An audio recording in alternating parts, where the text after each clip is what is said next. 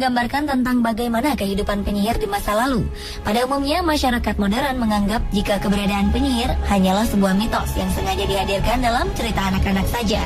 Namun siapa sangka jika di masa lalu, keberadaan penyihir benar-benar dapat mempengaruhi kehidupan sosial di masyarakat. Pada saat itu, banyak masyarakat yakin jika di antara mereka ada beberapa orang yang mampu melakukan sihir. Lalu siapa sajakah mereka yang dikenal memiliki sihir dalam pengetahuan modern? Berikut 7 penyihir di dunia nyata versi on the spot.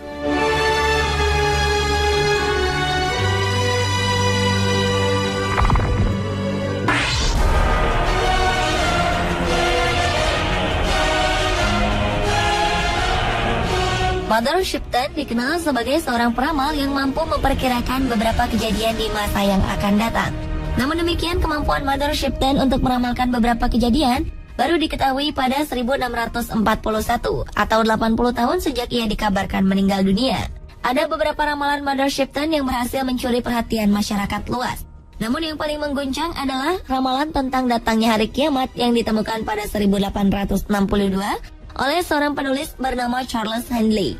Ramalan yang memprediksi bahwa hari kiamat akan terjadi pada tahun 1881 dipublikasikan pada 1684. Di kemudian hari muncul beberapa versi ramalan palsu yang mengatasnamakan Mother Shipton.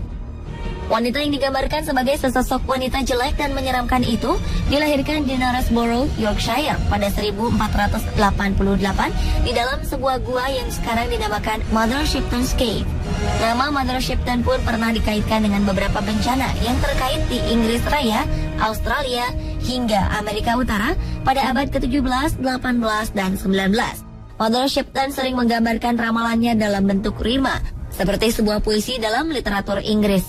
Banyak ramalannya mengacu pada kejadian di masa depan, maupun penerjemahan terhadap berbagai fenomena yang pernah dialami masyarakat di masa ia hidup.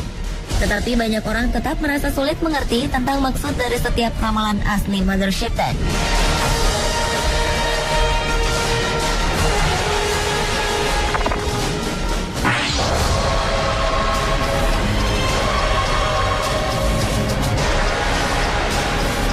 Jika Anda pernah mendengar istilah voodoo, yaitu sebuah tradisi ilmu hitam dari Afrika Barat, maka Marie Laveau lah sosok wanita yang paling dikenal sebagai ahlinya. Marie Laveau yang hidup pada 10 September 1801 hingga 15 Juni 1881 ini menjelma menjadi seorang ahli tenung terkenal di New Orleans, Amerika Serikat. Walau dikenal sebagai seorang ahli tenung, namun tak ada yang aneh dengan perilaku sosialnya saat itu. Pada masa epidemi demam kuning pada 1853, ia bekerja tanpa lelah sebagai seorang perawat. Banyak orang mengagumi dan menghormatinya. Bahkan dalam berbagai obituari, ia banyak digambarkan sebagai orang suci. Kehidupannya sebagai seorang ahli tenung terungkap setelah sebuah surat kabar menceritakan bagaimana ia memimpin upacara voodoo yang sensasional. Ia pun dianggap sebagai penyihir. Tapi akhirnya Marie Laveau memutuskan untuk berhenti melakukan praktek voodoo dan kembali mengabdikan dirinya secara eksklusif kepada gereja Katolik.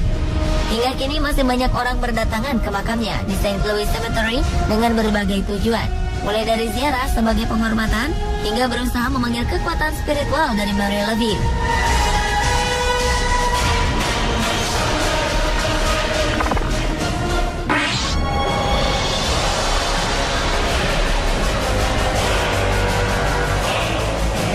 Selanjutnya adalah seorang cenayang kontemporer asal Amerika, Silver Ravenwolf. Wanita ini terlahir dengan nama Jenny E. Troyer pada 11 September 1956. Ravenwolf kemudian tumbuh menjadi seorang ahli sihir, pesulap, dan pengajar yang berfokus pada aliran pagan yang disebut Neo-Wicca. Beberapa praktek yang terdapat dalam keyakinan Wicca adalah ritual magis dan hal-hal yang berkenaan dengan dunia supranatural. Meski terkenal, Ravenwolf bukanlah pemimpin dari sekte ini. Silver Ravenwolf juga bekerja sebagai penulis buku yang kebanyakan membahas tentang Wicca dan paganisme secara umum. Wicca sendiri diketahui baru muncul dan berkembang di Inggris pada paruh pertama abad ke-20. Sebagai pagan modern dan sihir agama, aliran ini kemudian mulai diperkenalkan ke publik pada 1954 oleh Gerald Gardner.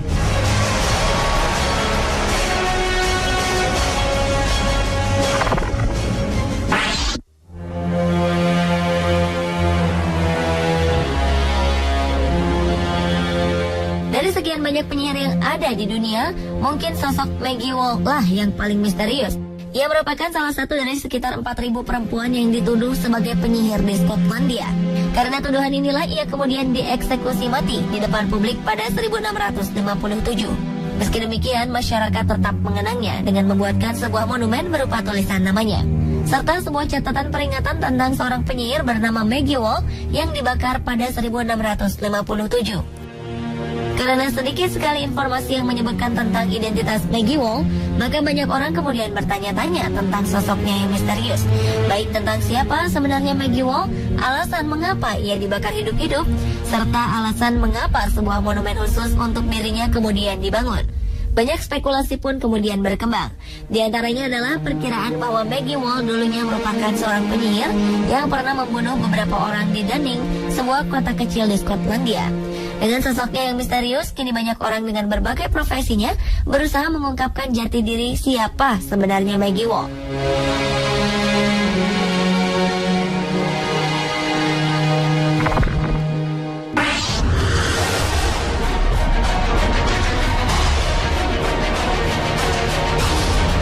Seorang wanita dari keluarga kaya yang berasal dari Toulouse, Prancis, ia diduga memiliki kemampuan untuk melakukan sihir, hingga kemudian dihukum mati pada 1275.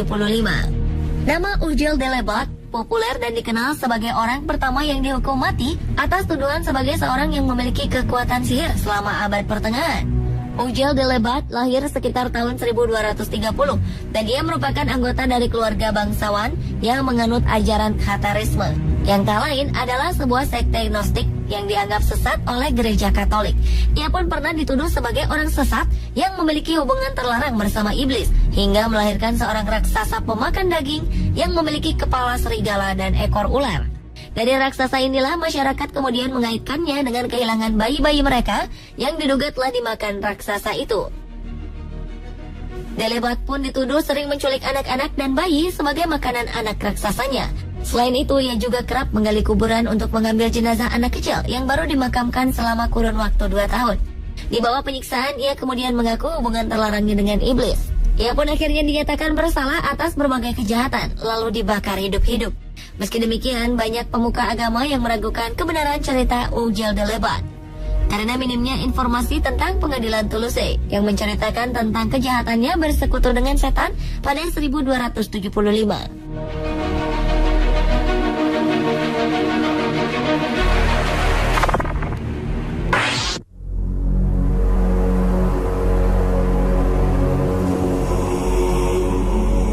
Nama Morgan Le Fay dikenal sebagai seorang penyihir hebat di dunia.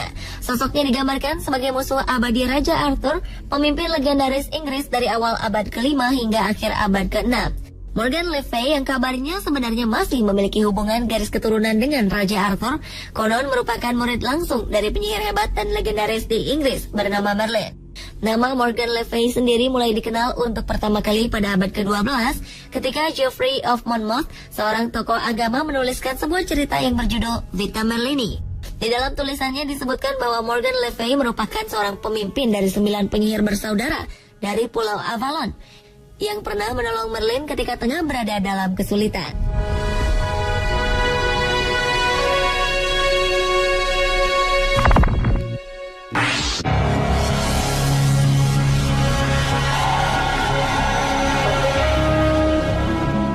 Pada abad ke-17 di wilayah kota Leonardtown, Maryland, seorang legendaris abad ke-17, Moldair, dituduh memiliki kemampuan sihir yang jahat. Keberadaan Moldair sebenarnya lebih mirip sebagai sebuah mitos yang hidup dalam kultur masyarakat Irlandia. Ia digambarkan sebagai perempuan terhormat yang tinggal di Maryland untuk melarikan diri dari kehidupannya yang gelap di masa lalu. Namun sayang, kehidupan dan sikapnya yang misterius membuat penduduk Maryland merasa curiga. Moldair dianggap mengetahui berbagai rahasia kegunaan dari berbagai tumbuhan yang sebelumnya tidak diketahui oleh masyarakat di tempat itu.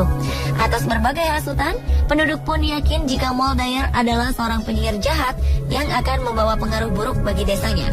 Mengetahui kecurigaan ditujukan padanya, Moldair pun pergi dari desa untuk melarikan diri. Penduduk pun lalu mengejarnya tanpa ampun. Dalam peristiwa yang terjadi pada malam hari di musim dingin ini, Moldair pun akhirnya tewas membeku akibat kedinginan.